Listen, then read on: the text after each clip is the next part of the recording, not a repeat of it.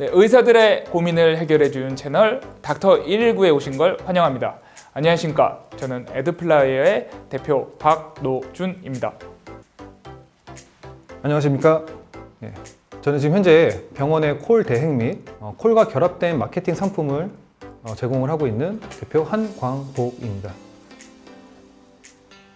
대표님, 오늘은 이제 4번 주제인 정기적 녹취 교육의 중요성에 관련돼서 네네. 얘기를 좀 나눠보도록 하겠습니다. 녹취를 왜 꼭 해야 되는 거죠? 콜 상담 쪽에서는 교육이라는 게 되게 중요한 부분이거든요. 왜 그러냐면 단어 하나하나 잡아줘야 되고요. 콜에 대한 상담, 순서, 그 다음에 타이밍 이런 부분들 좀 많이 잡아줘야 돼요. 그런데 이런 것들을 그냥 문서화 시켜서 직원분들께 나눠드리고 제가 화이트보드 앞에 서서 설명드리면 머릿속에 안 들어와요. 제가 그렇게 해서 정말 많이 해봤거든요. 근데 이게 사실 집중도도 떨어지고 이게 교육이 끝나도 이 콜 직원분들이 개개인이 적용할 수 있는 범위라든지 능력 자체가 많이 다르더라고요. 그래서 제가 몇 년 전부터 계속해서 좀 진행을 하고 있는 건 이제 녹취 교육을 좀 진행을 하고 있는데 녹취 교육에 대한 좀 중요성에 대해서 말씀을 좀 드릴게요. 네. 일단 첫 번째가 뭐냐면 보통 상담원분들이 통화를 하시다 보면 이게 되게 반복 업무잖아요. 물론 고객의 상황이라든지 니즈라든지 이런 것들은 다르겠지만 우리가 프로그램 설명이라든지 클로징 해야 되는 거, 도입해야 되는 거, 다지기 해야 되는 거 이런 것들은 다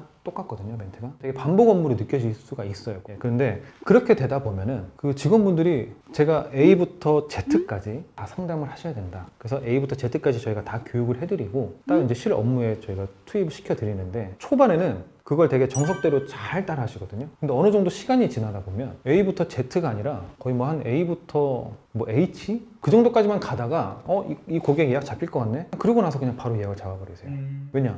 이거 목적이 너무 뚜렷하잖아요. 콜 상담원분들이 가지고 있는 목적은 예약이니까 1차 목적은. 이게 너무 뚜렷하다 보니까 이 고객은 내가 굳이 부연 설명 안 해도 되겠구나. 그냥 빨리 예약 잡고 끝내야겠다. 내가 30%를 에너지를 쓰나 100%를 에너지를 쓰나 내 목표는 예약이니까. 제가 한 가지 예로 말씀을 드리면 안과 쪽을 콜 대행을 진행했었는데 저는 개인적으로는 내원을 시키기 위해서는 5분 이상 통화는 돼야 된다고 저는 봐요.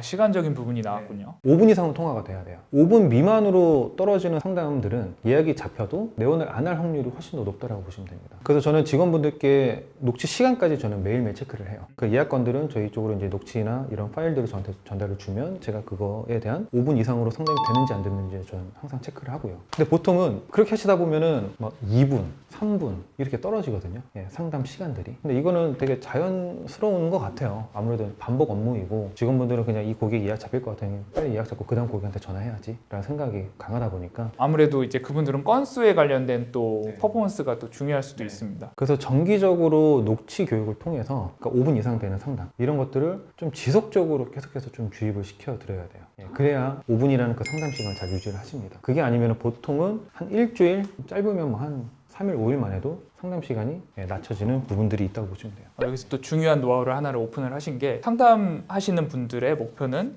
예약이지 내원이 아니다. 하지만 내원을 목표를 달성을 하려면은 전화의 시간을 오랜 상담을 해서 고객의 신뢰를 얻어서 내원까지로 연결하는 프로세스가 훨씬 더 중요하다는 말씀이신 거잖아요. 그렇죠. 아무래도 이 고객이 상담 시간이 짧으면 내가 이렇게 상담을 받았었고 내원을 해야지라는 기억 자체가 금방 없어지시겠죠. 근데 우리가 상담 시간을 길게 가져가면 그 고객한테도 그 5분, 6분이라는 이 상담 시간 자체가 되게 유익했던 시간으로 기억이 될 수도 있고요. 그 유익한 시간으로 기억이 남아야 직접 다리를 움직이셔서 내원을 하시는 거죠. 그럼 또 이런 생각이 들 것 같아요. 녹취하면서 하나하나 다 짚어주는 거 알겠는데 그럼 도대체 5분 동안 무슨 얘기를 해야 되나? 콜 스크립트를 통해서 도입, 인터뷰, 프로그램 설명, 클로징, 다지기 이런 것들에 대한 5분 동안 우리가 상담할 수 있는 양에 대해서 일단 만들어 놔야 돼요. 그래야 이 상담원들도 당황하지 않고 그 상담 스크립트에 맞춰서 상담을 하시는 거기 때문에 그래서 스크립트가 중요하다고 보시면 돼요. 지금 전편에서도 말씀드린 그 모든 내용들과 유기적으로 연결이 돼서 결국엔 고객의 신뢰를 얻게 되고 그리고 또 녹취의 또 중요성은 계속 얘기를 하다 보면은 그 콜 상담원이 더 건수를 많이 올려서 내 목표를 더 퍼포먼스를 내는 게 중요하다고 생각을 하는데 그게 아니라 실질적으로 정해진 멘트를 반복적으로 계속 함을 통해서 결국엔 내원율을 높이게 하는 게 병원의 그렇죠. 중요한 목표일 수 있다. 최종적인 목적 게 가장 중요한 거죠. 그럼 이런 부분들은 지금 딱 듣다 보니까 개인 원장님이 뭐 한 분이나 두 분 정도 하는 운영 규모에서는 이런 교육 시스템은 세팅하기가 굉장히 어려울 수도 있다는 생각이 들 것 같아요. 그렇죠. 그러니까 사실 이제 콜에 대한 전문성을 가지고 있는 직원이 안 계시다면 이런 교육을 하기는 사실상 현실적으로는 좀 많이 어려우시긴 하시죠. 근데 이 녹취라는 거는 근데 사실상 한 번으로는 될 수가 없는 부분이고요. 꾸준하게 해 나가야지만 가능한 부분이라서 차라리 그래서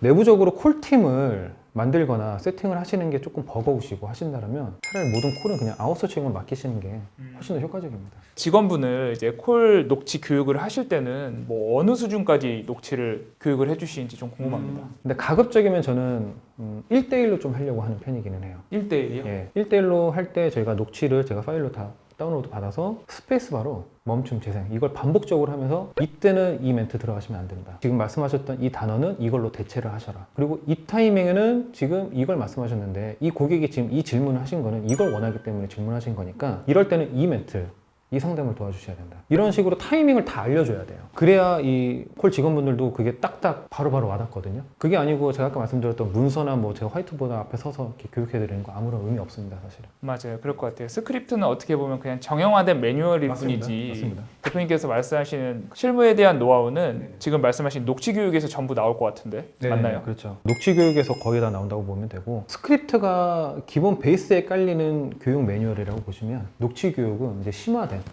교육이라고 교육 과정이라고 보시면 될 것 같아요. 그 직원 한 명 한 명을 다 이렇게 스페이스바를 누르면서 교육을 하면 굉장히 시간적으로나 품이 많이 들어갈 것 같아요. 그렇죠. 만약에 예를 든다면 이런 케이스도 있었어요. 그 이제 성형외과 쪽이었는데 여성분들은 겁이 나서 수술을 하고 싶어도 못 하시는 분들도 많이 계시거든요. 그래서 저희가 통화를 했는데 이분이 마찬가지로 이 고객님도 수술이 조금 무섭다. 그래서 조금 겁이 나서 못 하겠다라는 부분을 인터뷰 때 얘기를 하셨어요. 근데 이 콜 직원분이 그 이후에 계속 수술이라는 단어를 언급을 하시더라고요. 근데 그렇게 되면 이 고객한테는 부정적 영향으로 다가오거든요. 그럴 것 같아요. 네, 그래서 수술이라는 단어 대신에 대체할 수 있는 다른 단어로 하면 훨씬 더 좋겠죠. 아니면 가급적이면 수술이라는 부분들을 최대한 좀 빼고 멘트를 하시는 게 좋을 거고요. 그러니까 이런 식의 조금 디테일한 교육이 좀 필요하다고 보시면 될 것 같아요. 제가 궁금한 게 지금 이 시점에서 원장님들이 그 콜 직원을 채용할 때 아니면 이제 사무장 분들이나 이제 병원 실질적인 업무를 보시는 분들이 콜 직원을 뽑으실 때 이런 부분을 좀 감안해서 채용을 했으면 좋겠다라는 부분들이 팁이 있을까요? 병원 쪽 기준으로 말씀을 드릴게요. 제가 이렇게 미팅하고 이렇게 상담을 많이 해봤지만 아무래도 이제 내부에서 콜 교육을 할 수 있는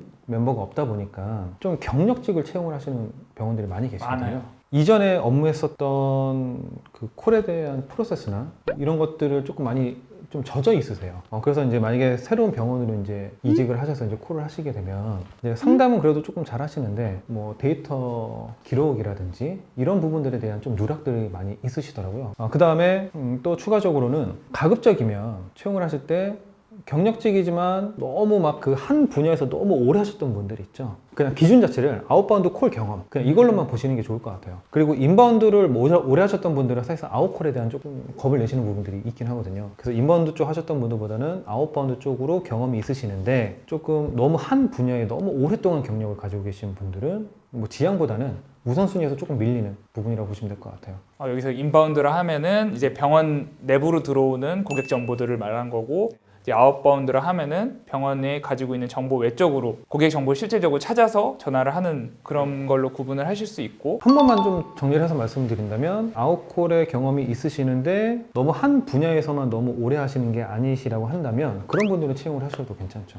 그러니까 적응에 대한 문제인 것 같아요. 적응에 대한 문제인데 뭐 그런 부분들은 좀 면접을 통해서 좀 그 원장님이나 실장님들이 좀 잘 판단하셔야겠죠. 그럼 이 영상을 통해서 어떻게 보면 이제 원장님들이 이제 매뉴얼의 중요성을 한번 인식을 하게 될 수 있을 것 같아요. 그래서 원장님들이 이 영상을 보시고 아니면 또는 병원 관계자분들이 이 영상을 보시고 병원에 일정 매뉴얼이 존재한다면은 직원을 채용할 때도 그리고 직원들을 교육할 때도 훨씬 효과적으로 할 수 있을 것 같다라는 생각도 들고요. 갑자기 생각이 드는 거는 그럼 대표님 회사의 콜 직원분들은 지금 방금 말씀하신 조건들을 다 충족하고 있는지. 저 같은 경우에는 콜 경험이 전혀 없으신 분들은 저희는 채용을 하고 있지는 않고요. 그 다음에 콜 경험이 아웃바운드 쪽에 있으셨던 분들을 일단은 좀 1순위로 우선순위로 채용을 하고 있고 두 번째 순위로는 그래도 콜 경험에서 인바운드 쪽인데 단순문의 응대가 아니라 좀 민원이나 이런 것들을 좀 다뤄보셨던 분들 위주로 두 번째 순위로 채용을 하고 있습니다. 그럼 끝으로 지금 원장님들께 아마 이 영상을 보시면서도 콜의 중요성 이런 것들이 굉장히 병원 운영에 중요하겠구나 라는 걸 느끼시는 분들이 있을 텐데 이 저희 현재 그 병원에서 이 비급여 쪽에서 지금 대우받고 있는 또 콜 직원분들이나 이런 것들에 대해서 느끼는 바가 많으실 거예요. 원장님들에게 한 말씀 드리고 싶은 말씀이 있다면. 모든 병원이 사실은 마케팅 중에서도 DB 마케팅을 진행하시는 이유는 즉각적인 로아스나 투자 대비의 효율 이런 것들을 확인하실 수가 있기 때문이거든요. 그래서 매출을 올리고자 하는 그런 목적성을 가지시고 DB 마케팅을 하신다면 그 DB 품질이 중요한 게 아니고요. 콜에 대한 프로세스, 콜 상담 역량 이런 것들이 훨씬 더 중요하다는 것들을 좀 알고 계시면 좋을 것 같아요. 저희 쪽에 도움을 요청을 해주셔도 되시고 아니면 내부적으로 충분히 해결이 가능하시다고 한다면 제가 오늘 말씀드렸던 내용들을 기반으로 해서 좀 내부적으로 콜 프로세스 점검을 한번 해보시는 걸 좀 추천을 드리고요. 뭐 예를 든다면 부재는 몇 차까지 돌리고 있는지, 부재가 내부적으로 규정을 해놓은 5차까지 부재인 DB는 버린다라고 정해놨을 때 이 5차가 된 부재들은 또 이후에 어떻게 또 활용을 하시는지 이런 것들에 대한 좀 콜 프로세스나 점검 이런 부분들을 좀 체크를 한번 해보시는 게 훨씬 더 좋지 않을까 싶습니다.